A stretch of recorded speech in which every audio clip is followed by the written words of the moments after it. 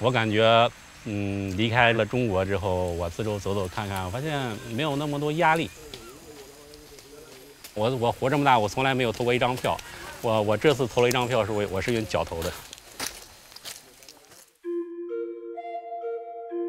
In the surge of migrants illegally crossing the Mexico-U.S. border, there's now a growing number of Chinese nationals. Border Patrol agents arrested more than 24,000 Chinese people for crossing the U.S. southern border illegally over the past year through September. 从去年10月以来，中国偷渡客现在被网民称为走线者的人数，比去年同期暴涨了15倍，达到了历史最高峰。中国人到底为什么不畏艰险、前赴后继地润向美国呢？我为什么清醒呢？我觉得我清醒起来好痛苦。反正我就已经在最低潮，我还怕什么？在中国，同志们的结婚不能小孩，是我们2个老了之后是孤寡老人。多怕会怕被抓，干个事儿怕被抓。坚持动态清零不动摇，开展抗击疫情、人民战争、总体战。你说这疫情3年就造就了中国难民。我就是想让我的孩子，活得不一样。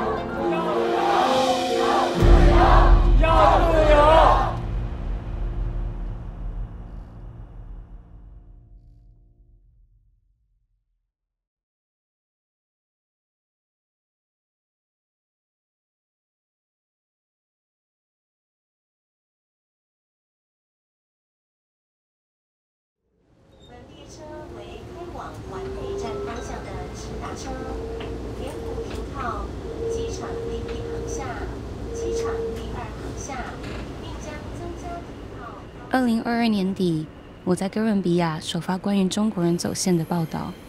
原本我是要采访跨越达连隘口的拉美人，却意外在港口遇见数十位和我一样的华人面孔。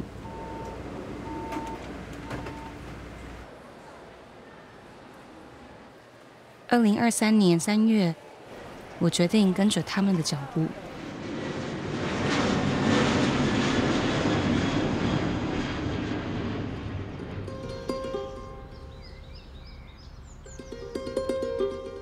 我从我的家乡台湾飞到土耳其伊斯坦布尔，大部分计划走线的中国人会从中国各个口岸飞到这里，再从这里飞到厄瓜多尔。厄瓜多尔是少数持中国护照能够免签进入的拉美国家。一抵达飞往厄瓜多尔的登机口，我看到有约30几个中国人，其中至少有2个家庭。他们真的都要偷渡去美国吗？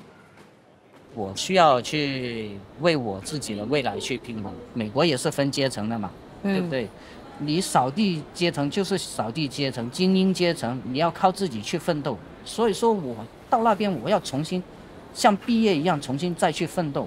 我当然对我来说，我都30几岁人了，重新再不是一个容易的决定。对走线客来说，顺利走出国门就是一大挑战。他们最担心被中国海关盘查，甚至限制出境。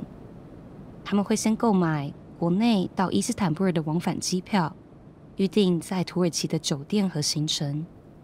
被放行出境后，再退订改买机票到厄瓜多尔的首都基多。它国内也分大城市跟小城市，敏感地区跟不敏感地区。如果是敏感地区，去一些敏感地方，现在土耳其也是敏感地方算，所以说他们从国内飞的话，很可能被卡。我现在不方便细讲了，因为这里最起码有很多同胞。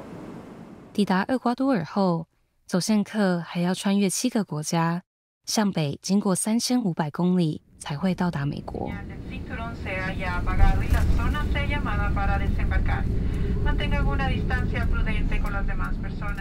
经过14个小时，我们完成了跨洲的飞行。在航站楼里，我们看到西装笔挺的大叔和穿着度假装扮的年轻夫妻。一问才知道，他们之所以这样装扮，是害怕被厄瓜多尔海关怀疑是假观光、真走线，而被遣返回土耳其。我今天走了一下，这个基多城都是山了。你不是说你有点高原反应？对，高原反应，就是头痛，然后脑子里面好像有点水，然后就是堵住一样。是的。走进基多中部缤纷的平房社区，有一间民宿隐身在巷弄间。同样来自中国的民宿老板提供走线客一个落脚处，1晚25美金含餐，兼卖雨林装备、中国香烟和泡面。忙碌的时候，一晚可以接待到30几人。大部分走线客会在民宿里找人组队，一伙继续往北。我自己的路线也很成熟了，我为什么要跟他们去接触、分享我的一些事情呢？而且我又不图他什么，我只希望他们不来打扰我就 OK 了。这是我几年前的一个照片，但是我只是做过几年的餐饮，但是黎先生曾在广州当过酒店经理。出发前，他花了半年在社交媒体上研究行程策略。是去年9月份通过抖音这个短视频看到，这些走线的一个可能去美国的机会。对，所以说我就那时候就开始就是收集资料。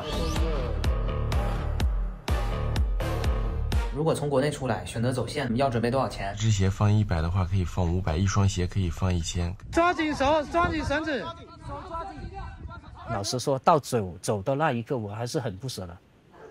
国内大环境的问题，这已经是有一个有心智的人接受不了的。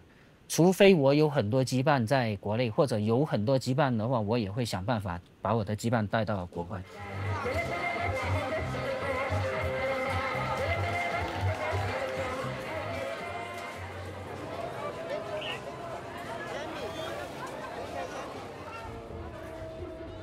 我在基多老城广场见到了准备前往达连隘口的一家4口。这位爸爸担心国内家人的安危，选择不露脸受访。他甚至担心中国政府可以从他走路的背影认出他。3年口罩疫情吧，就彻底的很多的事情都暴露出来了啊！你说谎言再什么撒谎，你真的把我们当成是猪一样吧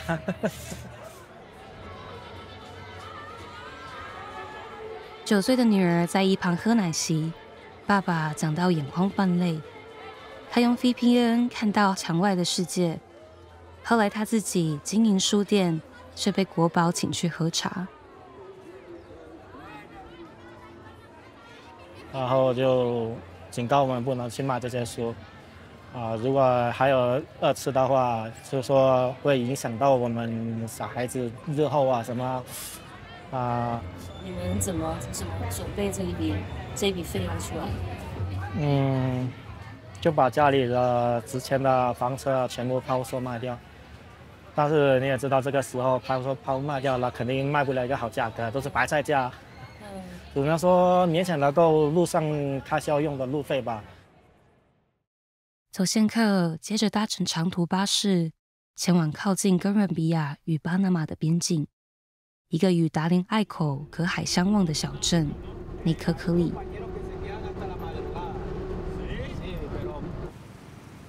本来自信满满的黎先生，在傍晚的时候发短信给我，希望我们去内科科利的车站接他。短信结尾带着2个害怕的表情。最起码，我觉得这4天的路程等于我游半个中国的路程。晚上就在车上睡啊。是啊，太艰难。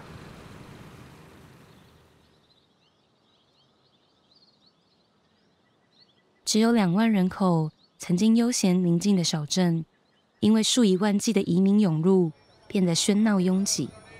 商家不再招揽游客，而是做着移民的生意。物价不断上涨，大量移民睡在海边的帐篷里，但走线客通常有足够的钱可以待在宾馆。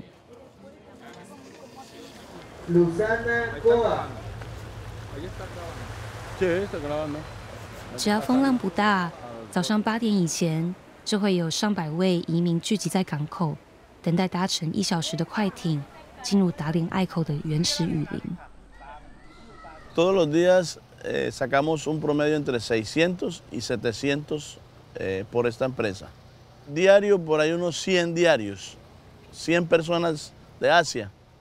Diariamente más o menos unos 100, 120. 2011到2021年之间，穿越达连隘口的中国人总共只有约100人，但2022下半年开始激增，2023年更是超过25000人。我们是3月10号出来的，因为我们买飞机票买的比较早。我来的前一天，我老婆也是死活不同意，但是我就跟她说了，我必须要走。丁先生在山东开公司，有房有车，在中国属于中产阶级。有很大一部分是为了孩子嘛，因为我的家是在一个小县城，教育资源非常的匮乏。然后如果想给孩子更好的教育资源，应该要花很多钱去大城市买房子。但是这个钱很难挣到的。其实一开始是准备走留学嘛，是吧？走留学或者旅游，但是根本不可能，一家3口嘛。How much this one？ 阿公母，好嘞。我们在内科克利闲晃，遇到不少20到30几岁的单身女性。Cindy 是唯一愿意接受我们采访的。The milk peso。个十百千万1万。The milk peso。How much? 2 people. Yeah. 75. 75. Included that. Yes. And okay. 1, 2, 3. 3 different 75. Okay. Have a nice one, strong one. Okay, we're thinking first. Okay. Okay. Thank you. Cindy 来自福建，30年前，福州人曾经犯险横跨太平洋偷渡到美国，金色冒险号一案震惊社会。30年后，像 Cindy 这样会讲英文、曾在南非工作的年轻女生，也成了走线客的一员。她本来申请了厄瓜多尔的商务签证，等了好几个月都没有结果。她在内科克利时遇到一群年纪相近的女生，便加入他们的行列。所以你什么时候决定就不管了，就是决定走这里吗？是啊。你是说什么时候决定走这条路？对啊，就前几天吧。才前几天？对，前几天就决定走这条路。我觉得不能再拖下去，一拖下去也是等于零，还是原地不动。那我还不如说换一条路，可能不那么好，但是也是前进的一种方式。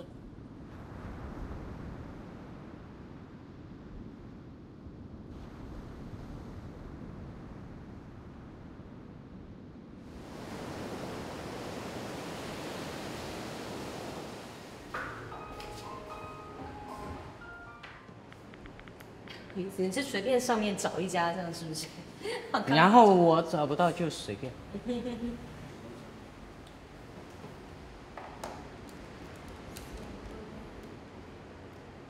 12万是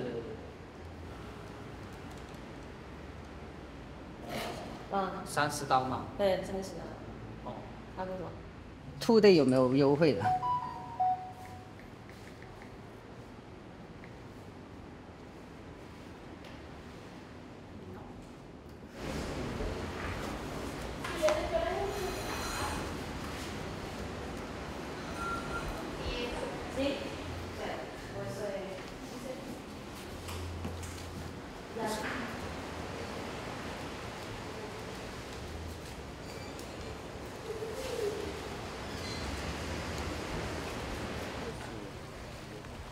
我们在镇上一间炸鸡店碰见3位年轻男生，其中2位是一对同志情侣。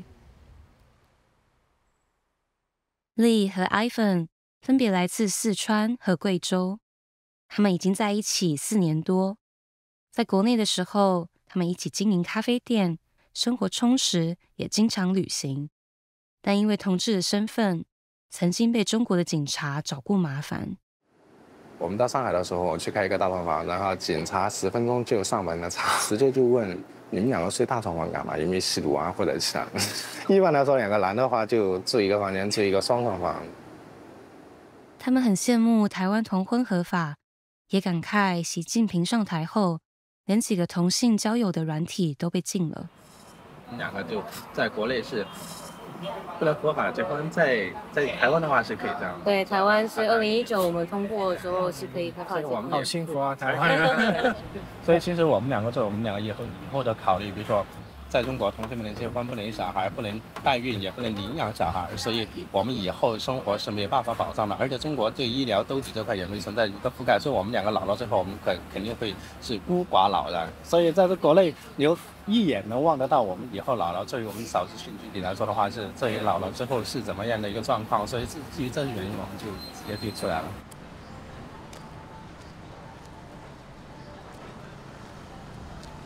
我先吃个饭，然后再那边，我们之前都在那边吃饭，没吃吧？我想自由女神怎么说啊？那个英文，我想在 Saviors a liberty。几个月前是自由女神在召唤我。害怕、担心，就是说在出发之前会有，但是出发之后，我觉得害怕跟担心这些都不存在，因为你已经在路上了。你所需要做的就是，你想好接下来每一步要怎么走。人生是有无限可能的，如果是你不放弃的话。你把这个过程当成是一种在旅行，所以你的心情就不会那么压抑，就会好很多。大部分中国人都选择2天就能出雨林的卡雷托入口，但无奈当地的蛇头担心我们破坏他们的生意，警告我们不能踏入半步。为了安全起见，我们选择阿坎迪入口，走完全程需要3到5天。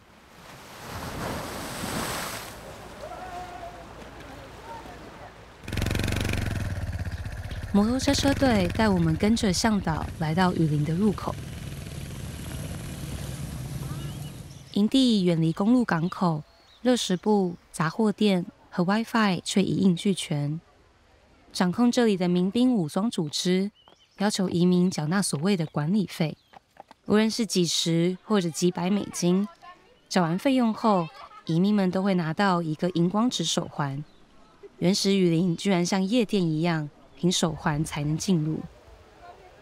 协助移民偷渡的事业并不合法，但估算起来利润相当可观。马蒂纳斯是营地的负责人，管理超过200人的团队。O sea, no en sí no es como un negocio, en sí es que se le brinda unos servicios a ellos y los servicios, ellos quedan agradecidos por los servicios y por eso ellos hablan con las personas que vienen atrás, porque más que todo es una bonificación que hacen ellos para lo que es el transporte, lo que es la dormida, porque sabemos que estos son territorios que son étnicos y son privados. 我们在营地遇到2个中国家庭和几个年轻人。和其他移民看到媒体的开放态度不同，走线客除了害怕连累国内的家人，有些甚至会担心周围有中国间谍。还好有一位愿意接受我们的访问。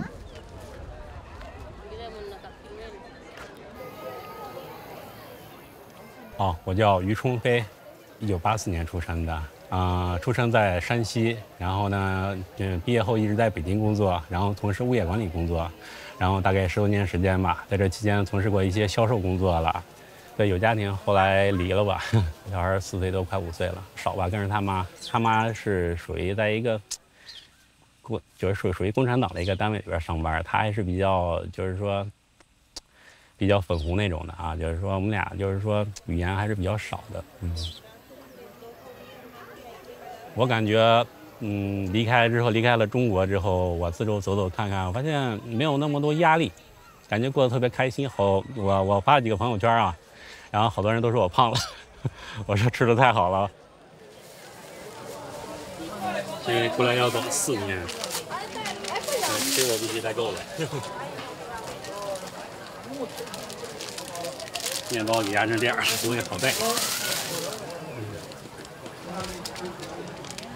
因为早上背点鸡蛋，然后呢，因为晚上一起喝了点酒，然后睡过了，结果装了一包鸡蛋全压碎了，然后上面全是这粘的。因为有了共产党，然后呢，中国给国际的形象就是中国垃圾。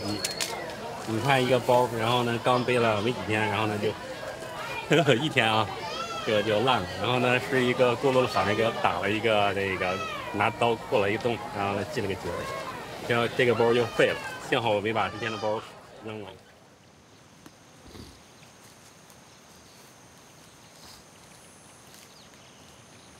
雨林里大约6点半后就几乎一片漆黑。第二天一大早，移民聚集在营地的木门边，一个人拿着扩音喇叭在喊话，像马拉松比赛前的动员大会。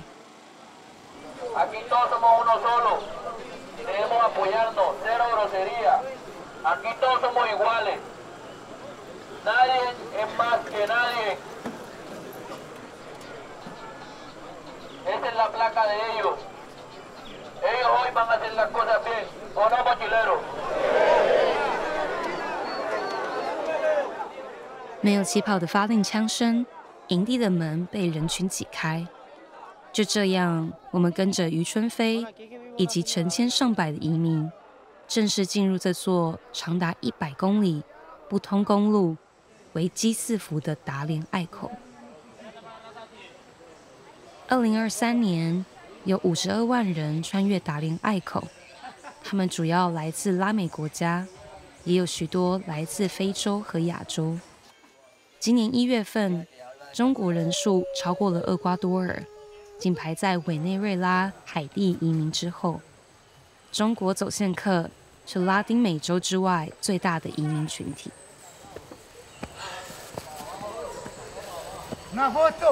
我说我后悔没有把我儿子带过来，我感觉凭我的这种体力啊，每个人体力不一样，走这种山路的话，对我来说挺熟悉的。第一天，也许是肾上腺素的加持，大家都表示一切比想象中的容易，沿途有说有笑，许多人也热情地跟于春飞合照。Venezuela y China, ¿no? Sí, sí, sí. Venezuela y China. Para el mundo. 他说啥？他说那个委内瑞拉跟中国，对，是我们是全世界。我们刚好碰到帮他买荧光纸手环的委内瑞拉移民，他转卖给于春飞70美金，如果于春飞自己出面跟蛇头买，要350美金。Aquí pasan muchas nacionalidades de migrantes. Por el momento, no sé qué está pasando ahora con los chinos que están, hay cantidad ahora. 这是第2座大山，跟着向导。抓紧抱抱就行，不用管，直接睡。No sé qué está pasando, porque el otro día no pasaba casi chino. Ahora el chino se está desplazando bastante, bastante.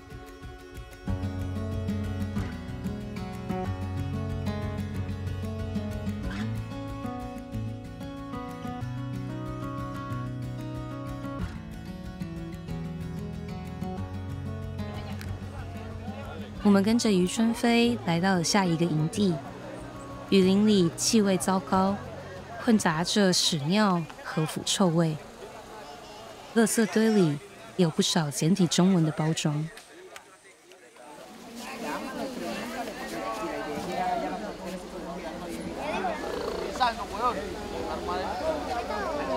就是有段时间，反正就疫情3年了，我就感觉我整个人状态也不太好了。无时不刻的恐惧在要挟着你。于春飞给我看了一叠他为了在美国申请庇护所准备的文件。他在疫情期间拒绝打中国疫苗，因为他怀疑中国疫苗的安全性。但这个决定也让他丢了工作，流落街头。就是单位强制你就打，不打就辞退你。然后后来租房子呢，他又威胁，就是那个居委会的威胁房东，然后你得打，这个你租客不打的话不行。然后呢，房东又找我呀，那没办法，那我连住的地儿都找不着，就那样，不能工作。然后最后有段时间特别紧的时候，我连房都租不着。对，然后最后我就中和嘛，我就买了一车，我睡马路边，然后呢比较安全，我不会被封，就是睡觉的时候我不会被关到哪个小区里头。于春飞因此在房车里度过1年，他以为有鸡蛋过敏就可以避免打疫苗，用了一个让人意想不到的办法，请医生开给他证明。然后我琢磨了好几天，最后我想了一个办法，那个桃毛，你就全身抹上，然后呢，他就会全身起那个疹子嘛，疹子。然后我就去医院找医生了，我说我这人吃鸡蛋就过敏，然后医生一看我，就是逼得人没有办法。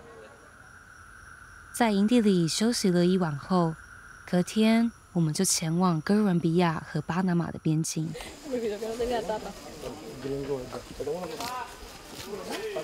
在走线的路上看见狗，然后呢跟着许多人在走，狗都没有国界，它走哪儿就哪儿的狗，我还需要努力。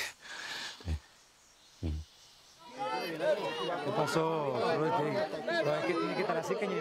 跨过边境之前，额外收费帮移民扛行李和小孩的背工，像打卡下班一样转身离去。这也意味着剩下的路程，移民只能一切靠自己。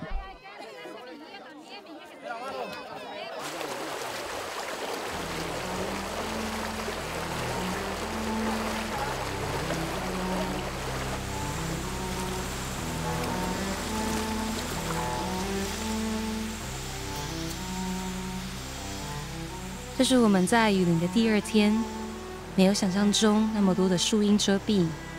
我们在烈日下，从早上6点走到下午3、4点，还要不断涉水而过。大家的话变少了，感受到路途的艰难。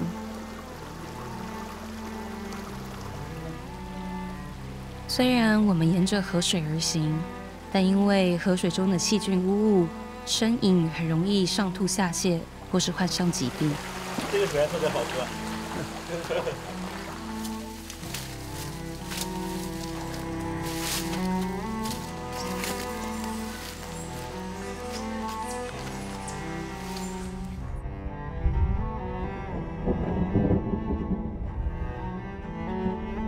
当天晚上下了一场倾盆大雨，于春飞的帐篷里全部进水。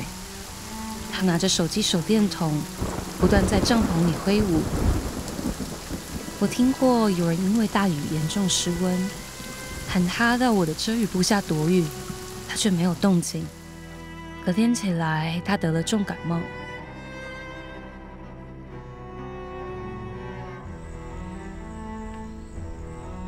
但是我有一个信念是，我会走得出去，只是时间问题。我每往前走一步，营地就会离我更近一步吧。没有任何人可以阻挡我的脚步。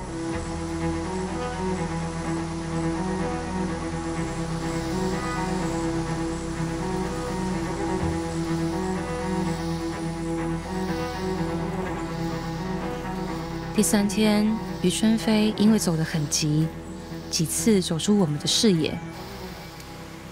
雨林地面湿滑多泥泞，于春飞过程中摔倒几次，有一次直接从一个2层楼高的岩壁上摔到河谷，全身多处擦伤。这里没有任何急救设备或紧急医疗站，人人自顾不暇。若是因为受伤而掉队，后果很难设想。我们竟然在1天内就看到了3具尸体，其中1具是被弃尸在路边的女性。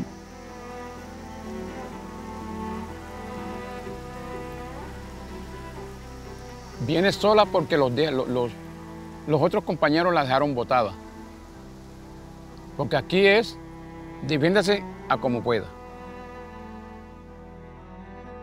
一位委内瑞拉男生捡起一块尸骨，说要带他一起去美国。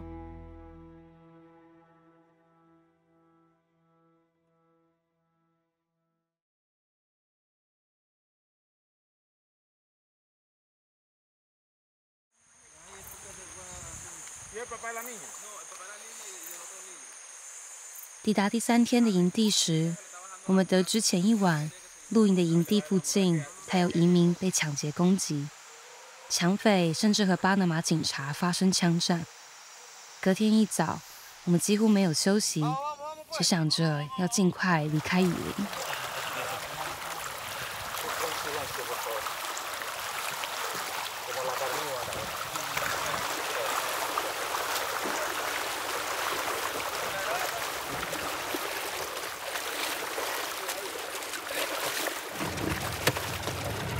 上船了。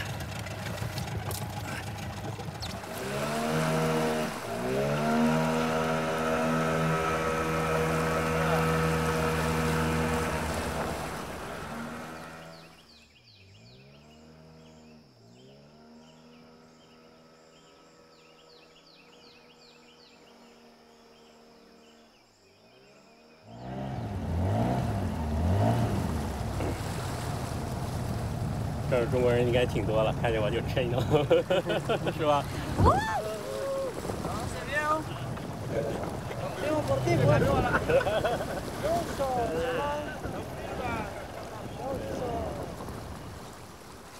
我活这么大，我从来没有投过一张票。我这次投了一张票，我是用脚投的。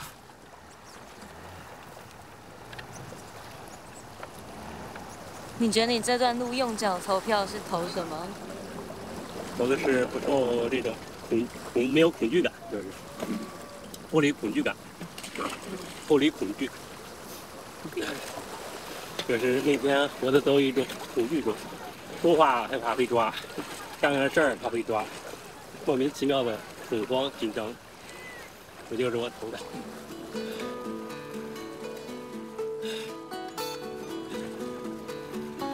到了，终于到了，到了，开心吗？到了，到了，开心了吗？对，很累，但是开心的。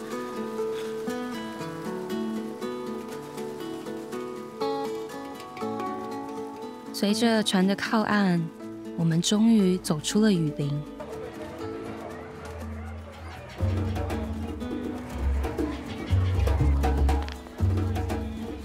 刚出入雨林的时候，看到有汽车，感觉到就回到了文明时代。感觉总算是熬到头了，只想吃一份鸡腿饭，然后喝瓶可乐，然后睡一觉。出雨林后，巴拿马政府的边境保卫部门会带移民到雨林附近的营区，营区有国际人道组织进驻，提供免费医疗和食宿。走线客也称这里为难民营。当天营中大概有200位移民，值班的军人告诉我们，其中有69位中国人，包括一位与家人走散的12岁小女孩。她来自新疆乌鲁木齐，过雨林时整只手臂被晒得严重脱皮。2022年11月24日，乌鲁木齐一场大火，引发各地反抗政府的白纸运动，这也成了他逃出国的导火线。这个你看，现在这个南美这个走线的这个中国人越来越多了，所以我跟你说，这个就是说，这疫情3年就造就了中国难民了。另外一家4口，最小的孩子只有6个月。这位爸爸在国内有自己的电商事业和工厂，但为了孩子的未来，他还是选择出来。不想要下一代跟我一样，就是说没有选择。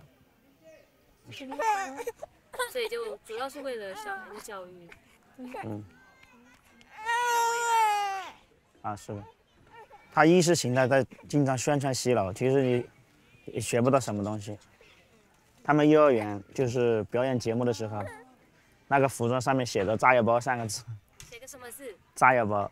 炸药包。炸药包，就是炸碉堡。是什么意思？就像自杀式爆炸。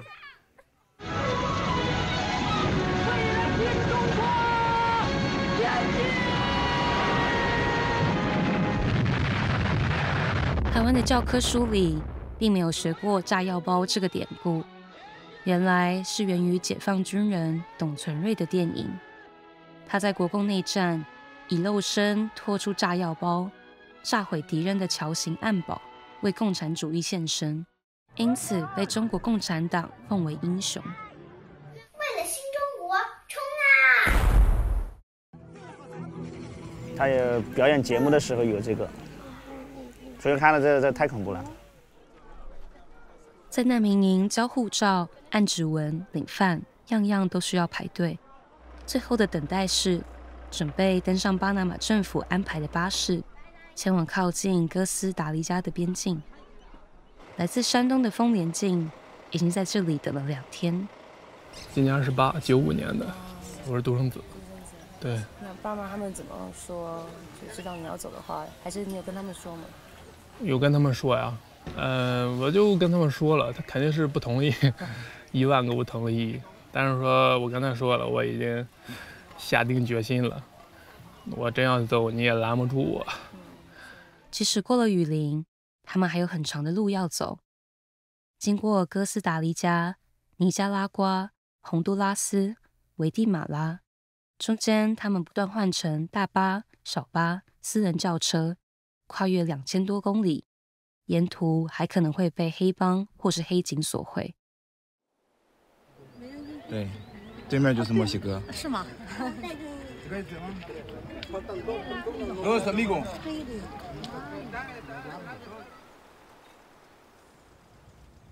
大约10天后，余春飞和丁先生一家纷纷搭乘橡皮木筏，飘过苏恰特河，抵达危地马拉和墨西哥的边境。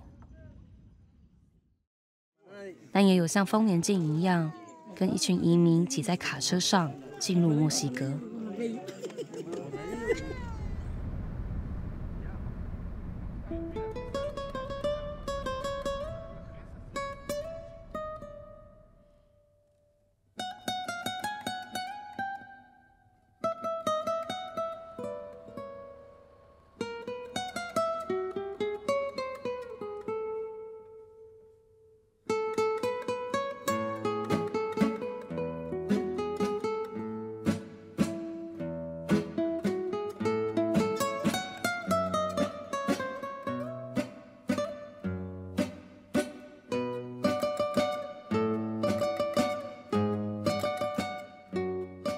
你们的经验其实可以兼职做舌头了啊！以你们的经验，其实可以兼职做舌头了。我这此前这1万块钱，1万美元，一天收1万美元，这是纯收入。丰年静的估计并不夸张，有些中国人请中介办理签证，直飞到墨西哥，按人抽佣2万美金不等。相较之下，完全 DIY 靠网上攻略走过来的话，每人至少也要花几千美金。很干净，走过不像走，完全不像走过旅游。我们洗过4次了，我们每到一个地方，只要洗衣服的时候，人家然后有一点就要。这个包都是那种快干的，然后就洗干净。那国内就这种，淘宝上就这种稀奇古怪的东西都有卖。对。对，之前在。买过来喝咖啡。然后我们的东西基本上就随身携带，做充电宝，还有这边还有，我们是保证2个充电宝，对，2个充电宝，因为不管走到哪个地方，你要保证你手机有电。出来的话，最重要的就是护照和手机。对。护照2个就有你保的。对，我们2个都是放在一起的。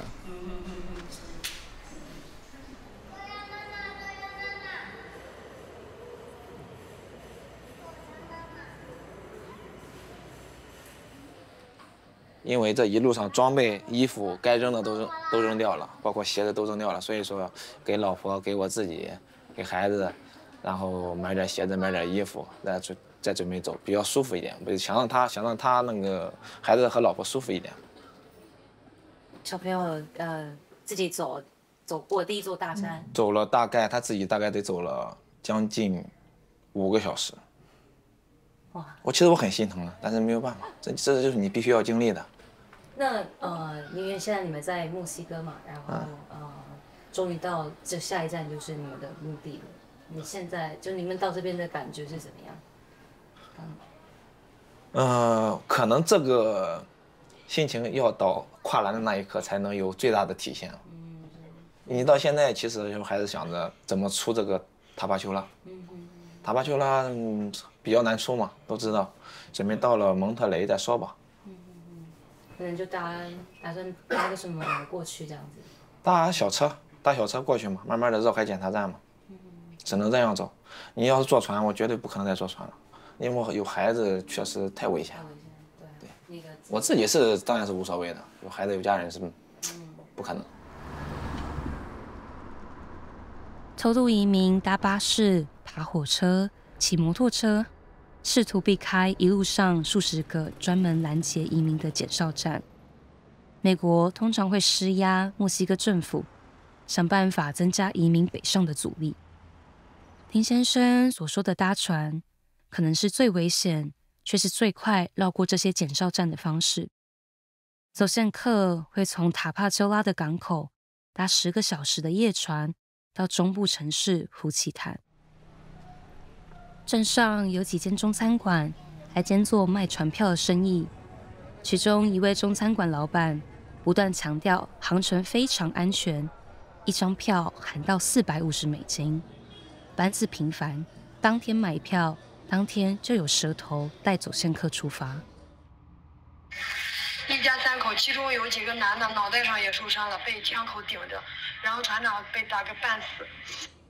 昵称为夏天的妈妈和她的老公还有儿子，以及一群走线客，不幸在海上遇到抢匪的攻击，船长头部受重伤，移民的大部分钱财也被抢走。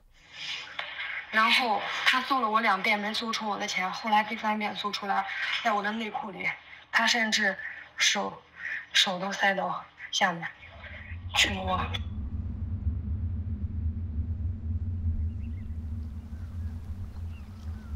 今年3月，一艘偷渡船只在墨西哥南部海上翻覆，8位中国人死亡，其中有7位女性。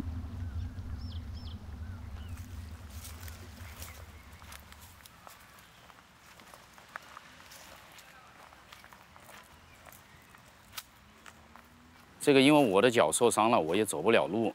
对于我来说，可能搭船是最合适的一条路线吧。这位先生留下老婆和儿子在国内，独自一人走线。他在家乡做生意时被城管勒索，他不服从，腰因此被打伤，也间接导致往后只能跛脚走路。当时在船上，我不知道为什么，反正心里很难过的那种，就是也哭了一次吧，在船上，心里想着可能离着自己的亲人更远了，也可能这一辈子也再也见不到面吧。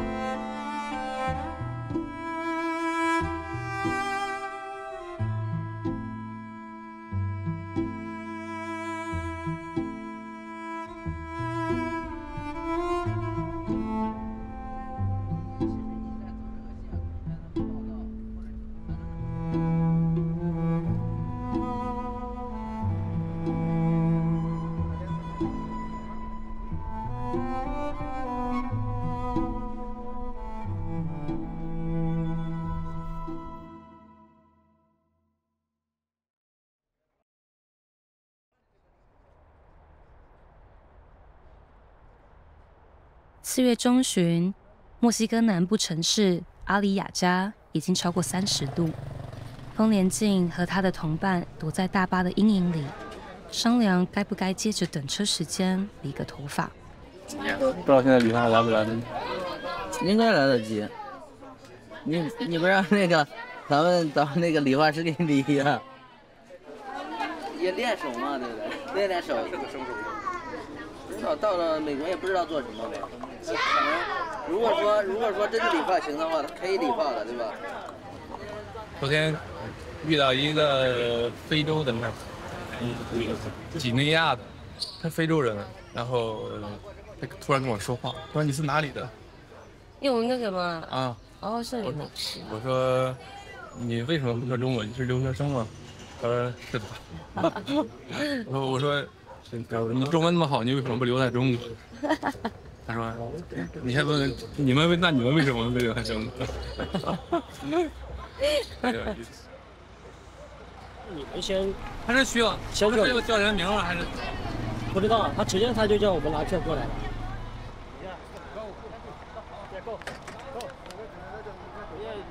丰年金的大巴在中途被移民局拦下，他们被遣返回墨西哥南部，还好他们有被拘留。有些移民会被送到移民监狱关个10几天，有时甚至要缴交费用，移民局才会放人。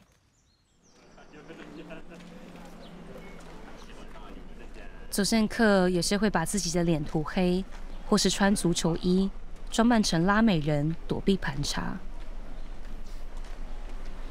我在墨西哥一直涂着，因为墨西哥买了这个，这个是粉底霜吧，应该叫，对。然后我就去那儿，我就拿翻译软件跟他说怎么能让我变黑点呢？然后呢，卖那个化妆品的用种诧异的眼睛看着我，然后呢，第二个店，头一个店都没有卖我，第二个店了，他才那个卖给我这个东西。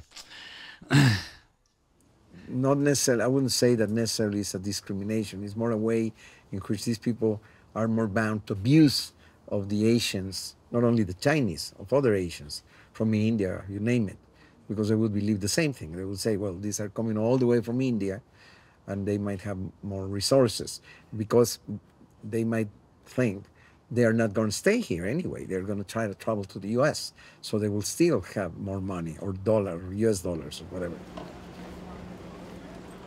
同志情侣利和埃芬中间被墨西哥当局索贿2次，他们已经懂得提前把钱夹在护照里递给警察。再次和他们见面时，利和埃芬刚排了几小时队，领到了人道通行纸，总算能合法在墨西哥境内通行。然后你到你们拿纸，然后心情觉得放松很多的那种。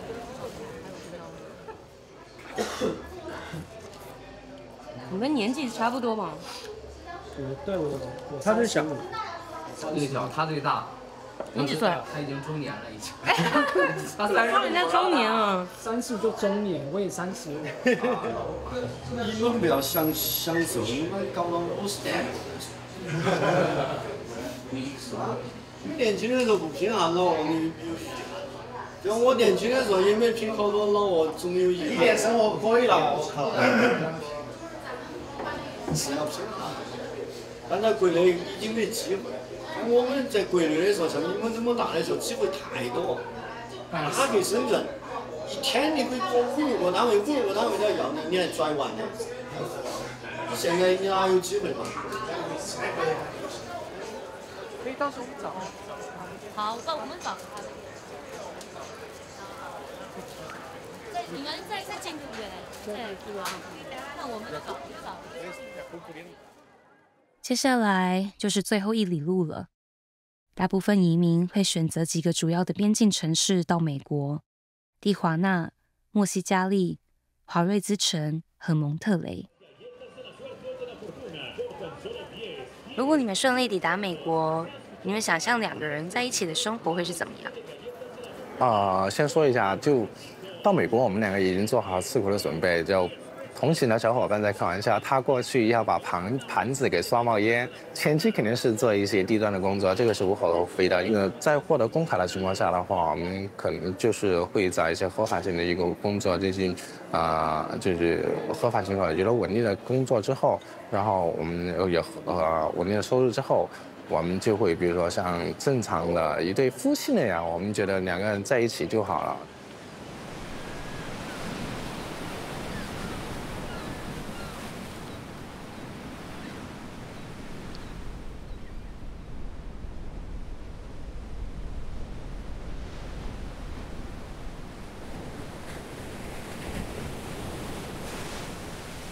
其实美国建这道墙的态度，给我的感觉，我个人感觉，他的态度就是说你们不允许过来，对不对？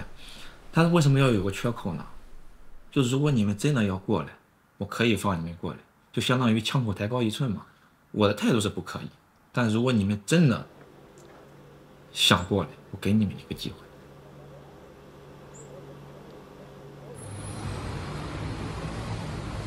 我身后是蒙特雷汽车站，墨西哥。今天下午呢，我就会翻墙进入美国。在中国呢，举这么一张纸就可以被抓。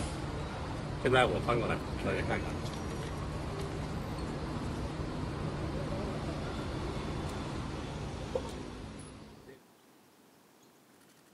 到了4月底，我们一路访问的走线客都陆续来到美墨边境。幸运的话，1天内就能过境，但也可能为了躲避边境警察，被迫躲在丛林里超过1周。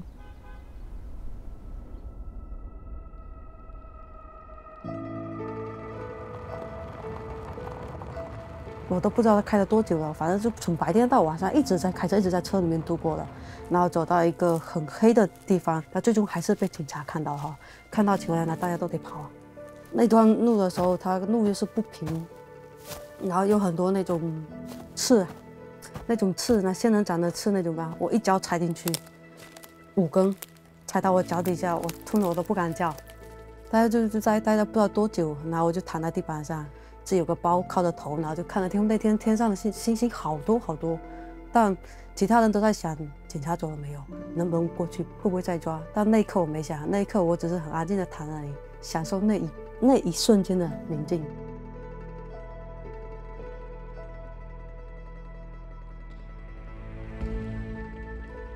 等着下午他有车，然后他直接把你接到一个地方。然后呢，给你拉到一个地方，然后再换车，然后呢就到了边境了嘛。到边境，我们就在河边就等着。美国那个无人机，然后还有咱那直升飞机在天上好动飞了大概有半个小时、1个小时呢，我也忘了。它是一波一波送。但那船的话比较小，那小船嘛，大概一次也就坐个十几个人。就那帮人呢，他是一边用我们一边在吸毒，就晚上那会儿，一帮就吸毒鬼。就是感觉他小船不是有个发动机需要拉嘛？他拉那发动机都感觉没有劲儿了，拉的就是。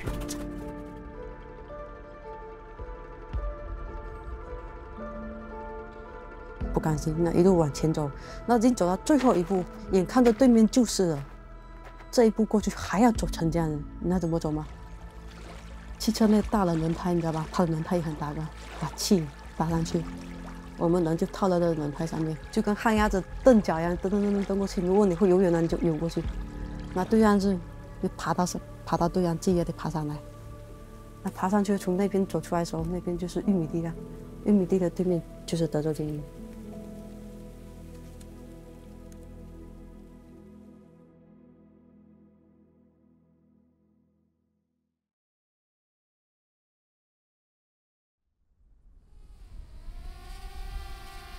走线客抵达美国后，很快会被边境巡逻队带到移民拘留所，暂时和外界失去联系。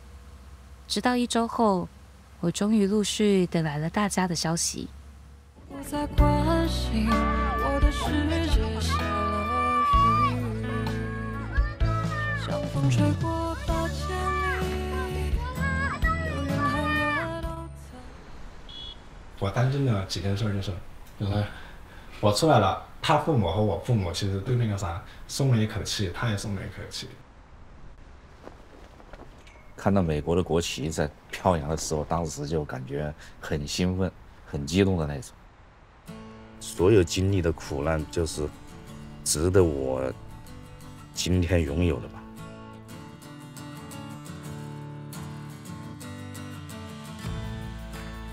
这是美国，就是感觉直接想爆粗口。我操，这他妈是美国呀！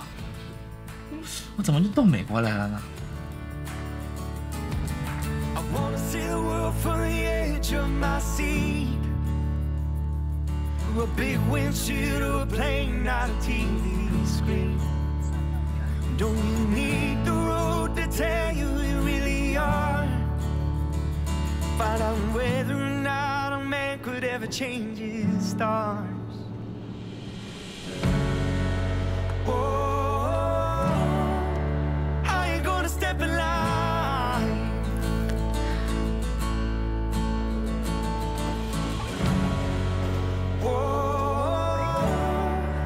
Baby, this is our time to reignite our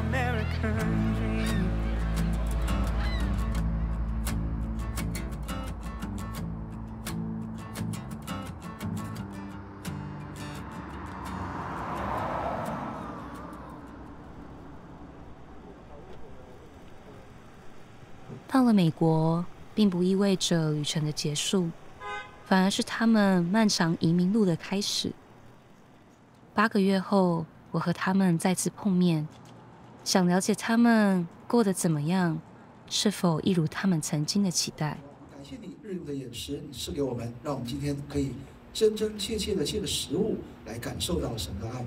谢谢主，与我们同在，祝福我们今天中午的时光，继续来带领我们。谢谢主，听我们的祷告，奉耶稣基督的圣名，阿门。阿门。阿门。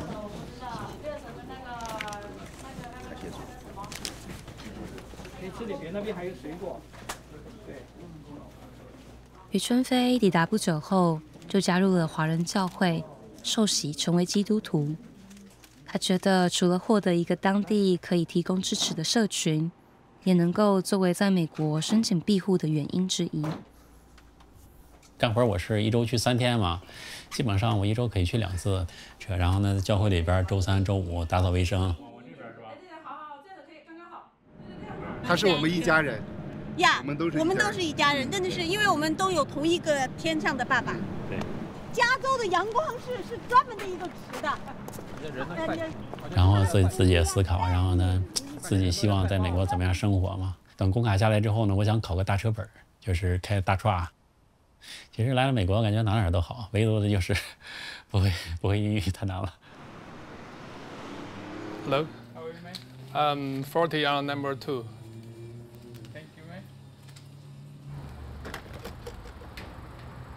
风连静在等待工作签证下来期间，考到驾照，开始送快递谋生。Timo 和这个Shane送的这些快递，他们来这边发展这些业务，就是需要找很多快递员。快递是一个门槛比较低的工作，有车、有驾照就可以了。感觉他们有些比我们那时候都要疯狂，然后而且还有很多那种岁数大的，头发都白了的，一下子就竞争比较大了。而且现在单价也比较低了，就是压榨的比较厉害。之前是2块钱一件，现在是1块8一件。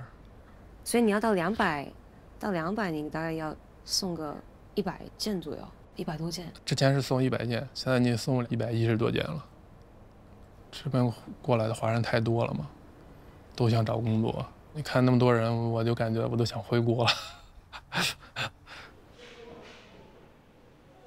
我家里从我一出发就开始劝我回去，劝了一路，但是到这边看我安定下来了，还好一些。进入美国了，他就会受到宪法第14修正案的保护，他和其他所有人跟拜登、川普一样，有平等被保护的权利，也有那个正当程序权利。移民律师黄孝生解释，漫长的法律程序对移民们的生活影响巨大。整个这个过程中呢，他在美国的时间大致有，短的来说至少3年，慢的来说至少8年、10年都有可能。而8到10年作为人生的起码的1/8，他可以在这儿养儿育女，可以在这儿办公司，可以在这儿开卡车做生意，那么生活就发生重大变化，他可能与原先的祖居国就越来越远，所以美国就让他扎根下来了。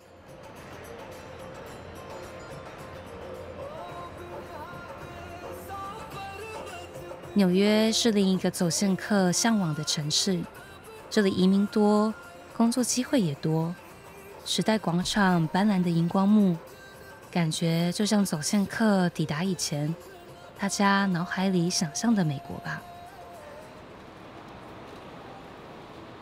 兜转几次地铁，我来到纽约的中国城法拉盛。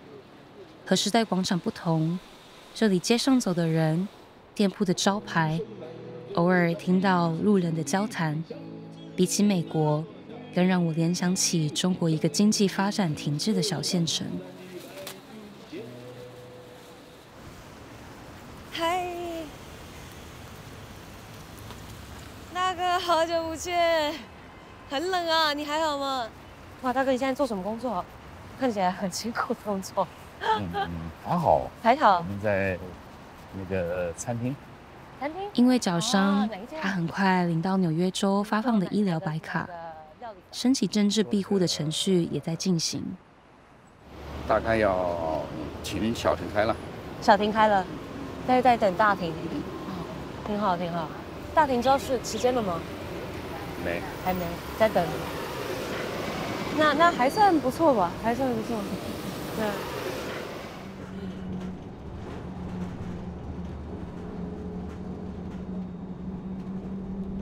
毕竟这边的那种人道救助这一块还是做得非常好，哪怕是我们这种以非法的身份进入到美国的。所以那时候他们有帮你医一下你的脚吗？对，有。哇，挺好的。所以说我就一直很向往，就是说这种民主自由的这种国家。就是对弱势群体他的一个不歧视，说实话，在没有这种家庭的，就是说很优越的那种家庭，或者是后期的，比如说在读书啊，就是说一个领域当中很优秀的那种人才的话，像我们这种情况到美国来，几乎上是不可能，除了以这种方式吧。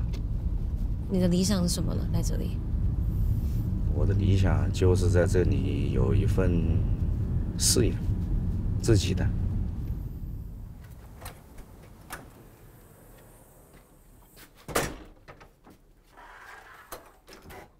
我们路上遇到的女生 Cindy， 在法拉盛与其他中国移民共租一个独立屋，一间雅房，每月$700。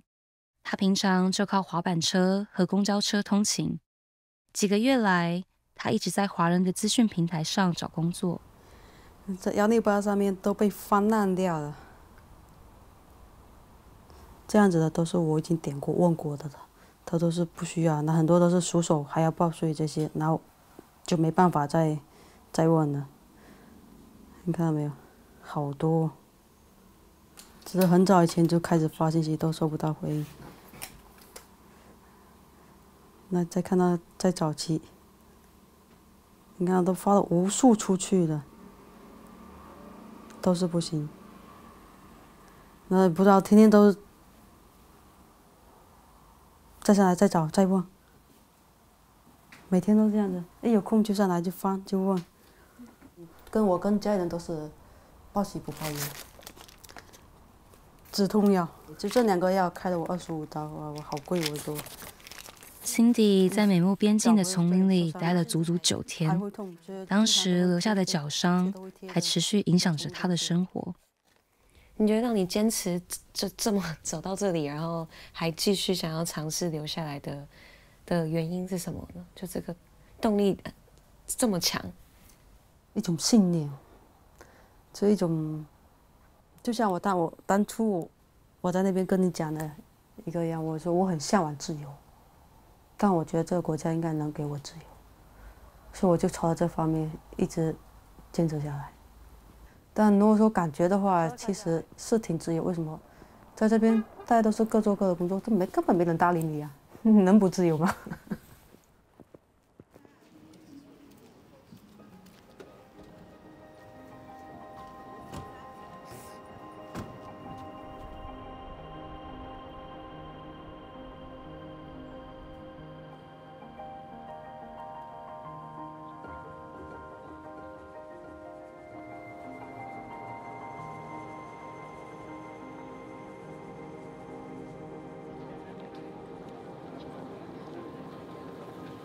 再次见到同志情侣Lee和Ivan时，他们决定出境接受采访。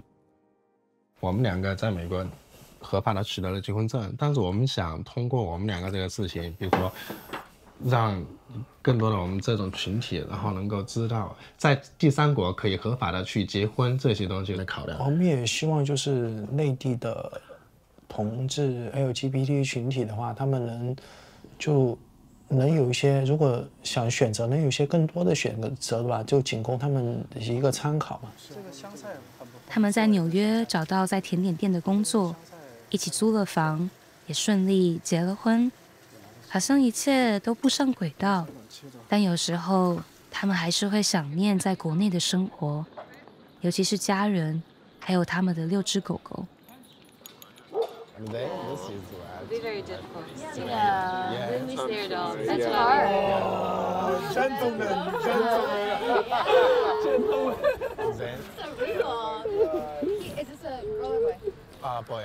He looks exactly like her. Are we the same size? Oh. Say hi. Say hello. Look at that. She likes her cheeks. And she loves a butt scratch too. No, just kill them all.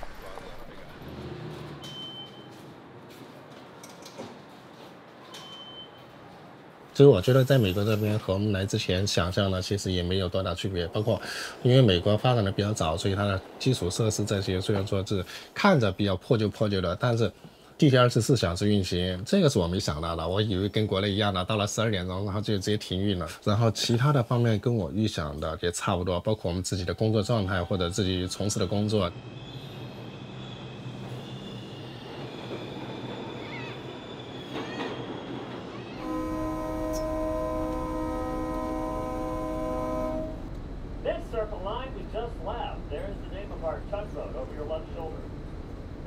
自己作为第1代移民的黄律师，曾经给我念过那段著名的自由女神的碑文。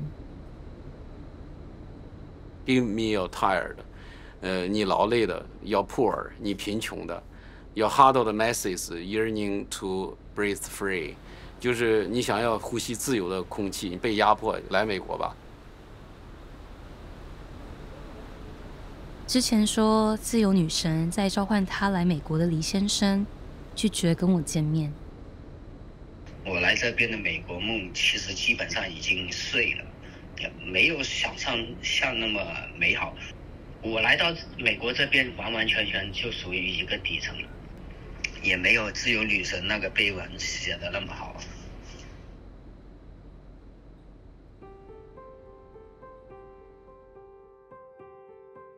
就人生嘛，很多东西都不是用值不值得去衡量的。但这段时间哈，有收获也有失去，那更多的也是心酸。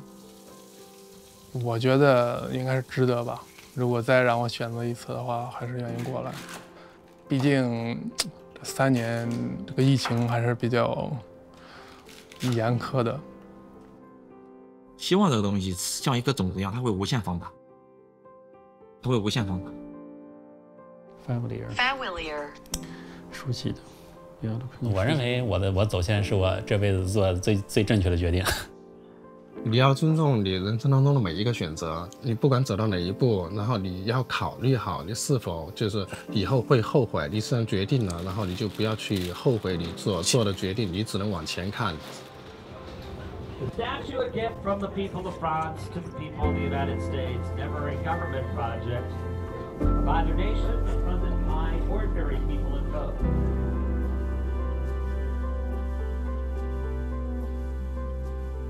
即使和走线客共同经历了这段旅程，我仍然无法想象，为了自由，他们还将付出多少代价。这片土地是否能够安放他们今后的人生？